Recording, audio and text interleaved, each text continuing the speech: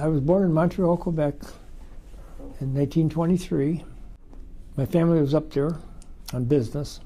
I had older brother, 11-year-old older brother, 2 sisters, and a younger brother that was 5 years older than me.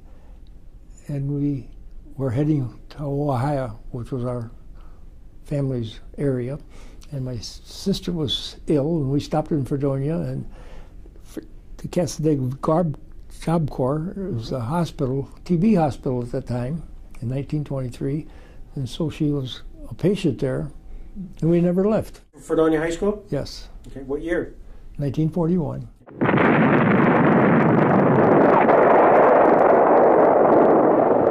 December 7th, 1941, a date which will live in infamy. December 7th, 1941. I think I was down with my girlfriend in Dunkirk. But I do know that my brother, 5 years older than me, was in the Philippines. I got a letter from him dated November 11th, 1941, saying he'd be coming home soon. And the war broke out next month. He ended up as a POW, Bataan Death March survivor, worked in a steel mill in Japan, came home almost 100% blind. Well, malnutrition did it, because he was basically a 175, 80 pounder. Mm-hmm. And when he got liberated, he was about an 85 pounder. Oh, and he'd been beaten up a few times. And at the steel mill, when he was sick, the foreman let him sit by the furnace to keep warm and brought him tea. My brother. Weren't all murderers. January 1943, I got drafted, and at the bus loaded of us in the city hall waiting for the bus to pick us up, and there was about 7 buddies, school buddies. Eddie Westfall was a classmate. Bob Morrison was a classmate, but not necessarily. There were 7 of us that were close to us, and out of the 7, our serial numbers matched in a group, and we went to Fort Niagara, and we got they asked you what you did in life, and got separated, and they told me I was running a machine shop, and they put me in ordnance. My buddies, Eddie Westfall got to be a gunner on a bomber in the Pacific, and Morrison got, I don't know what he got, infantry or something like that. But of the 7 of us that I was close to, I was the only one that came home. Wow. And it was like the luck of the draw. Yep. When I went there, they said, "What'd you do?" And I said, "Machine shop work." "Oh, put you in ordnance." Okay, I went from Fort Niagara, when we got drafted, to Miami Beach, basic training, Miami Beach. From Miami Beach, I went to Lansing, Michigan, to Lansing Ordnance School, Maintenance School, to learn the trade, learn the work. And from the learn the work, I was graduated from a private to a PFC. That was my rank at that time. And then we went to where? Savannah, Georgia area. We were there, and then Mississippi Ordnance Plant, which was a military for our rough work, indoctrination, climbing the walls and going through the physical training and stuff. And then I went to Kellyfield, Texas, and I worked in the San Antonio Arsenal there.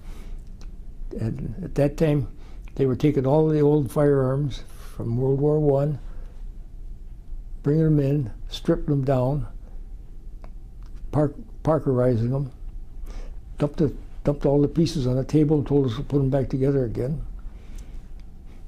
and make them work. If you filed the pieces to fit or found one that did fit, the gun functioned the way it's supposed to, And I understand the guns all went to Russia on Lend-Lease. Now, these were machine guns? No, these happened to be 45 revolvers, Colts and Smith & Wessons. And I learned a lot about how the gun worked. Because when you pull the trigger on a gun, the cylinder has to rotate in time to line up. And if they're too slow, they won't shoot. If they're too fast, they go past the point. And so you learn how to make them function, which was good training for me, because that's what kind of work I was supposed to be doing anyway. So, and from there we went to, I think we went to Fort Dix. I think that was Dix, getting ready to go overseas. Landed in Scotland on Thanksgiving Day, 1943. Okay. And we went to Bury St. Edmunds, which was an airfield of some type. And we moved down near Swindon, and we were waiting for D-Day to come.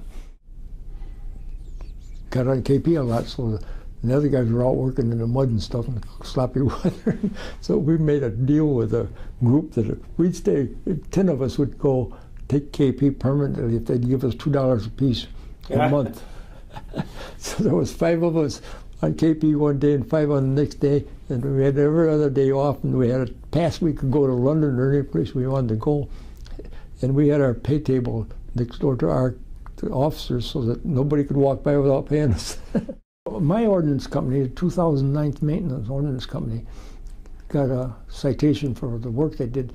They worked on everything mechanical up to 6x6 trucks, from instruments, weapons, truck, department, the whole thing. And I was in some weapons repair, so all the machine guns that they used on the P-47s and the P-51s came through us. I physically repaired them and sent them back to the group to be put back on the planes. So I didn't kill any Germans, but I helped them. I remember when we was in France, this was after things had settled down. Still, you couldn't go anywhere without it unless you were in uniform. So at night, we'd go down and see a cafe, in France would be a cafe of some type, wine and stuff, and put a raincoat over your work uniform and go down, you know. And then you got picked up by an MP for being out of uniform. So they have you in a group with an MP guarding you. And the MP, that was probably the guy guarding you was not really a top-notch MP at the time. Maybe he was in training or something. And they said, "How good can you see?" "Not very good." I said, "Well, goodbye." Take off. We ended up in Chalon-sur-Marne, and 10 of us. And this chateau, the Germans had it, and we claimed it to use. And we were there, I don't know, quite a while. And two young girls, about 10, 11, and a little boy about 6, came over to see us. And I asked the girls, I don't know how come I asked it, but I asked the girls if their mother would do some laundry. And she came back the next day and says they would. So I gave them my laundry and a cake of GI soap. And next day I came back all pressed and clean, and, you know, pretty nice. And so then the kids were, of course, they didn't have shoes in the wintertime. They had wooden shoes with a leather strap over them. No socks on or anything. And we had mess hall there. And every night at the end of the mess hall, most of the food got. So I told the cook, I said, "This mess hall," I says, "Can I have a pan or a bowl of whatever you're going to throw out? I'll take it over and give it to the family." So every night I'd take over a bowl of food for them, and the kids put on weight Yeah. like mad, you know. And they had it tough. Yeah. Well, it's nice of you to share all that. Yeah. There was 3 or 4 of the guys married French girls there. Somebody sprayed VE Day, Victory in Europe Day, and buttercream frosting on the victory cake. Shipped us to Marseille, France, Okay. to get ready to go to the Pacific. And then the bomb dropped, and then they changed minds. So right away they get ready to ship us home to discharge us. When you came back home, was there a reunion at home? What was that like when you finally walked in the door and they hadn't seen you in a while? Well, I forgot to tell you that. I forgot that I got married while I was on leave in Texas. Young girl, she couldn't have been more than three or four, and the family was a huge family. Well, the family, her family, there was 10 of them in the family. They lived in a small house.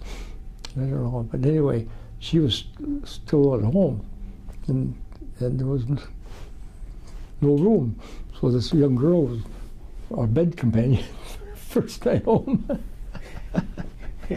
Well. So it was exciting. Yeah, yeah. Yeah. So whatever you anticipated that first night with your wife would be after being out in the in Europe, didn't happen. Nope. You know, when you read about these guys doing all the things they did, I was basically rear echelon all the time. In Portsmouth, waiting to ship over, one of the buzz bombs landed about 100 yards from where we were. Truck was parked. 100 yards isn't very far, I mean, but so what?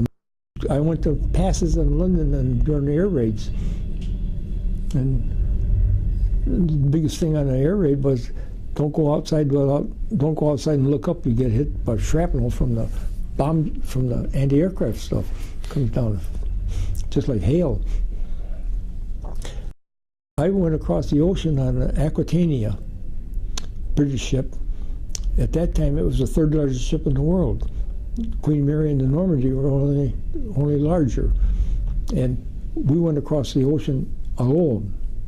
Not in convoy or anything. And the Germans could wait for you. You know, wait. Torpedo. And I didn't even give it a thought. 5,000 or 6,000 of us on a boat. When you're young, you don't think about a lot of this crap. It's never going to happen to me. Soldiers, buddies and friends of mine that died, and the ones that died, what my brother went through, what all these other guys done, you know, you're not a hero. Heroes aren't born. You do something at the spur of the moment that makes you a hero. And I says, I can't brag about anything I did spectacular when you hear about some of the things that the other ones did.